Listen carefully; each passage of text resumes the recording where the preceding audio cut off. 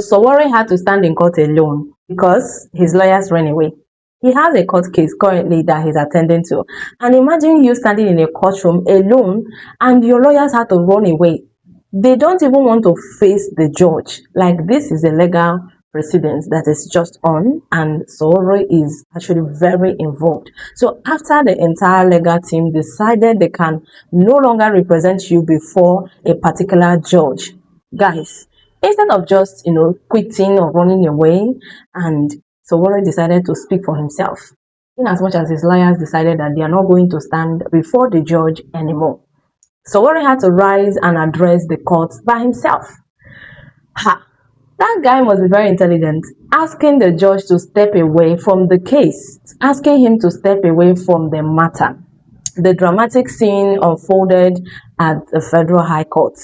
And this sparked a lot of reactions online. People are asking questions, people are conversing, people are posting it online, the judicial conduct and all that. So according to the statement, the individual, that is Sowore, at the center of the case, appeared in court without legal representation.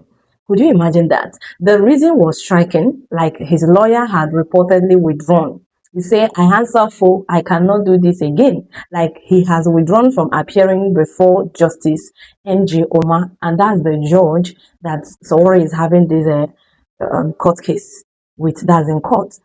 So they claimed they had experienced what they described as the president maltreatment during previous court proceedings. So they don't want to continue anymore because they feel they are being maltreated somehow. With his legal team absent, the defendant took an unusual step. He says, even if my lawyers don't want to defend me in court, that wouldn't mean I'll just enter prison like that.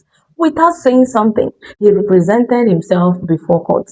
Standing before the judge, he personally moved a motion requesting that Justice Omar, should withdraw, should step aside from the matter. In legal terms, that is a recusal.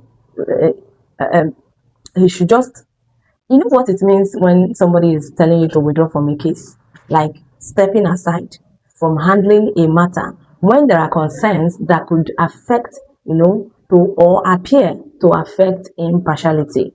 So there was not the first time, that was actually not the first time, and this has been happening. This was not even the first time such as requests like this has been made. The defendant emphasized that he was asking the judge once again to withdraw from the case, suggesting that previous requests had either been denied or remained unsolved. So the development raised important questions. As court proceedings is going on, what happens when a defendant loses confidence in the judge handling the case? What happens? What happens when the lawyer believes they cannot effectively represent their client in court before a particular, when they will no longer be able to defend their client in court? Guys, sorry, this is Nigeria. There is no lights, so you just have to manage the video. So, and how does the justice system balance these concerns while ensuring that legal proceedings continues without unnecessary delays? So that is to say, supporters of the defendant, that's Sowore, say they're actually arguing that every accused person deserves complete confidence that their case is being heard by the impartial court. This could actually point to the withdrawal of the legal team as evidence of serious concerns, that deserves careful consideration. On the other hand, courts generally maintain that judges have a duty to continue, hearing the case unless there is a clear and legal valid reasons requiring them to step aside. So, simply disagreeing with courts decision is often not enough to justify recusal. So, like this, Sowore is the only one in this court case. Let me just remove my glass.